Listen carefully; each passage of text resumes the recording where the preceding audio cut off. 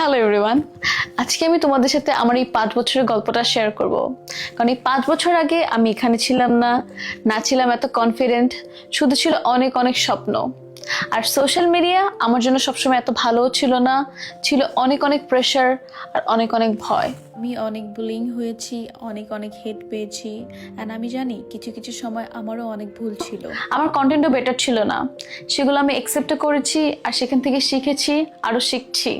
আগে আমি ইমপারফেক্ট ছিলাম, আজ আমি বেটার, আর কাল আমি আরো বেটার হব। গ্রোথ মানে ভুল না করা না, গ্রোথ মানে ভুল থেকে শেখা। আর হামজা চৌধুরী আমাদেরকে এটাই শিখিয়েছে, নাম্বার 1 হওয়া মানে শুধু ট্যালেন্ট, এটা একটা মেন্টালিটি।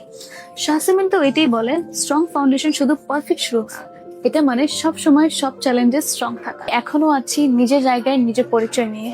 আমি আরো বেটার হতে চাই, আমি জানি আমি আরো বেটার হব, কিন্তু আমি আমার জায়গায় অনেক স্ট্রং। তোমরাও কি প্রস্তুত আমাদের মতো শক্তভাবে গড়তে, আরো সুন্দরভাবে এগিয়ে যেতে?